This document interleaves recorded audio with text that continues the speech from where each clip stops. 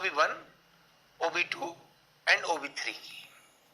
ये तीनों पॉइंट क्योंकि एक दूसरे से बहुत इंटर रिलेटेड है, इसलिए तीनों के बारे में ही पहले आपको समझना होगा। स्त्रियों में ओवरीज के लिए है और पुरुषों में टेस्टिस के लिए है OB1 और OB2। OB1 का मतलब हो गया राइट ओवरी या राइट टेस्टी, OB2 का मतलब हो गया लेफ्ट ओवरी या लेफ्ट टेस्टी, OB3 का मतलब हो गया फीमेल्स में यूट्रस और मेल्स में प्रोस्टेट ग्लैंड और यूरिनरी ब्लैडर और खासकर प्रोस्टेट ग्लैंड। ओवरीज का और यूट्रस का बहुत बड़ा महत्व है। रिप्रोडक्टिव सिस्टम के अंदर ये मेन ऑर्गन है। राइट ओवरी और लेफ्ट ओवरी दोनों अलग अलग हार्मोन्स रिलीज करते हैं और इनको रिप्रोडक्टिव सिस्टम से संबंधित ही ये सारे हार्मोन्स यहां रिलीज होते हैं। दोनों ओवरीज का काम एग्स को तैयार करना होता है, मैच्योर करना होता है, अंडे उसमें बनते, एग्स बनते हैं। एक महिला अपनी जिंदगी में एक ओवरी में 40,000 एग्स पूरे साल के अंदर, पूरी जिंदगी में और बनाने की क्षमता रखती है एक ओवरी, जबकि 300 लगभग 300 से 400 एग ही एक महिला सारी जिंदगी के अंदर उपयोग कर पाती है, बाकी एग्स ऐसे ही खत्म हो जाते हैं। यूट्रस का काम है गर्भाधान। जो भी फर्टाइल एग है वो यूट्रस में आता है और वहां पर उसका पूरा संरक्षण, पालन पोषण होता है और उसका विकास होता है। ये यूट्रस का काम है। यूट्रस मतलब योनि, एक तरह का ढांचा जिस परंपरा की वो वैजाना है वो यूट्रस है, वो यूट्रस उसी प्रकार के बच्चे को डेवलप करती है। अगर पशु है तो पशु का, मनुष्य है तो मनुष्य का, लेकिन वो उसी प्रकार का ढांचा है। तो यूट्रस और ओवरीज ये दोनों का अब बहुत बड़ा रोल है। ये दोनों ओवरीज के अंदर दो हार्मोन्स बनते हैं। राइट ओवरी में प्रोजेस्टेरोन हार्मोन 80% और 20% एस्ट्रोजन, लेफ्ट ओवरी में 80% एस्ट्रोजन और 20% प्रोजेस्टेरोन ऐसा बनता है। अभी ध्यान करना, पहले इन दोनों का जो हार्मोन्स हैं इनके मंथली साइकिल के 15-15 दिन में डिवाइड होता है। नॉर्मली मंथली साइकिल आने के 15 दिन के बाद ओवरीज से एग रिलीज होता है और एग रिलीज होने के बाद फैलोपियन ट्यूब के माध्यम से यूट्रस में आता है। अगर वो फर्टाइल हो गया तो फिर यूट्रस में एक जगह रह जाएगा और वहां उसका ग्रोथ होना शुरू हो जाएगी। और अगर वो फर्टाइल नहीं हुआ, अगर स्पर्म के साथ उसका क्रॉस नहीं हुआ, तो फिर यूट्रस में से आते ही कुछ ऐसे केमिकल्स बनेंगे जो सारा यूट्रस के अंदर का जो मटेरियल है, एंडोमेट्रियम की दीवार है, ये सब पिघलकर बाहर आ जाती है।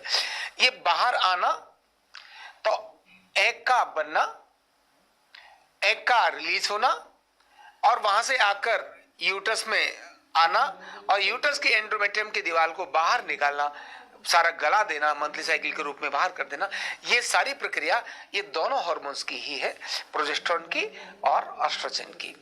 एस्ट्रोजन मंथली साइकिल के पहले 15 दिन में बनता है और प्रोजेस्टेरोन बाद के 15 दिन में बनता है।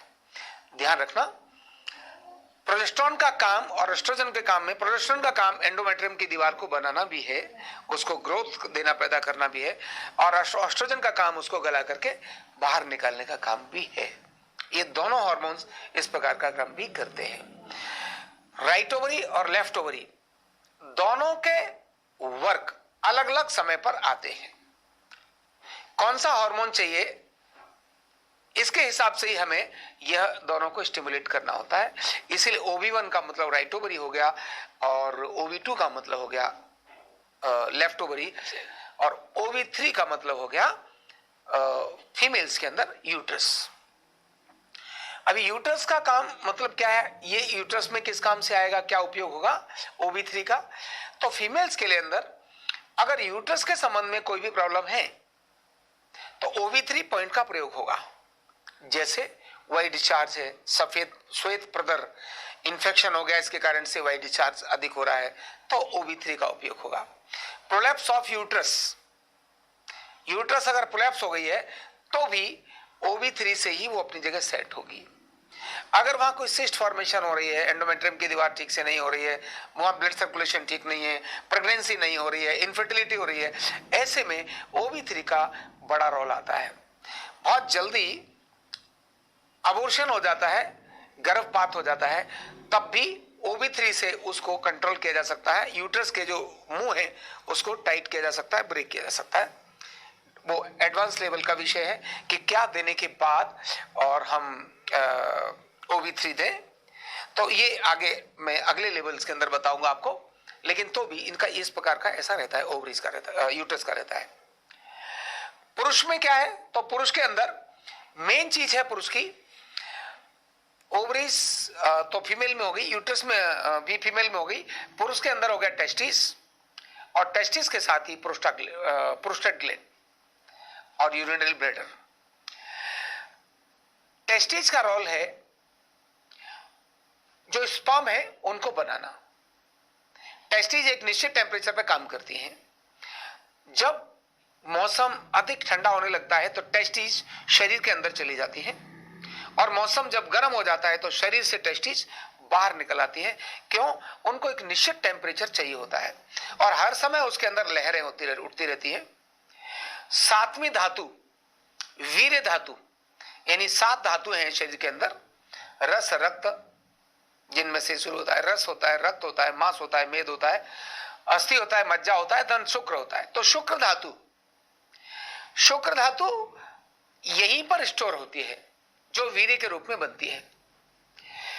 अगर ये वीर्य या स्पर्म ठीक से नहीं बन रहे, इसका मतलब है कि सप्त धातु में 7वीं धातु व्यक्ति की ठीक से काम नहीं कर रही है, उससे पहली धातु उसके साथ गड़बड़ कर रही है। ये एक बड़ा रीजन होता है। कभी चोट लग गई किसी टेस्टिस में तो भी एक बड़ा रीजन होता है। कोई वायरल इंफेक्शन आ गया तब भी ऐसा कोई बड़ा कारण हो जाता है। तो ऐसे में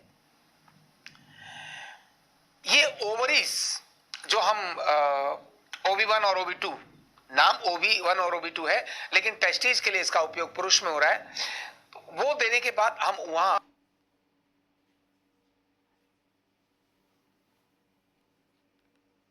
उनकी फर्टिलिटी को बढ़ा देते हैं, इवन उसका साइज भी बढ़ जाता है, और स्पर्म काउंट जो डेड हो रहे हैं वो भी ठीक हो जाते हैं, उससे होने लगते हैं। लेकिन ट्रीटमेंट्स, ये पॉइंट्स किन्हीं न किसी फॉर्मूले के अंदर ही लगाए जाते हैं। डायरेक्ट उसको देने से इतना रिजल्ट नहीं आता। अब बात है पुरुष में कि OB3 का पुरुष में क्या उपयोग है। तो प्रोस्टेट ग्लैंड पर काम करने के लिए OB3 का काम होता है। इनफर्टिलिटी को भी कंट्रोल करने का काम करता है। क्यों? दोनों टेस्टिस पर एक साथ उसका वर्क होता है, प्रोस्टेट ग्लैंड पर भी उसका काम होता है। यूरिन कंट्रोल नहीं होता, रुकता नहीं है, थोड़ा सा प्रेशर आए रिलीज हो गया, तो उसके लिए भी OB3 बहुत उपयोगी है।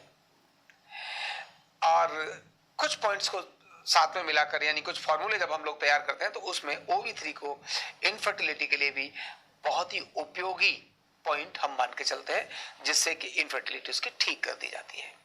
तो ध्यान रखना, OB1, OB2 और OB3 मेल हो या फीमेल, तीनों में संतान उत्पत्ति के लिए बहुत बड़ा रोल प्ले करती है। कभी कभी मंथली साइकिल डिले हो जाते हैं, कभी कभी मंथली साइकिल जल्दी आना शुरू हो जाते हैं। वो एसिड या एल्कलाइन के कारण हो सकते होंगे, हार्मोनल चेंजेस होने के कारण से होते होंगे, लेकिन जो भी होते होंगे OB1, OB2 और OB3 इन सब में बहुत अपना महत्वपूर्ण रोल प्ले करते हैं। तो इनके संबंध में मैंने आपको जानकारी दी। पॉइंट्स थे OB1, OB2 एंड OB3।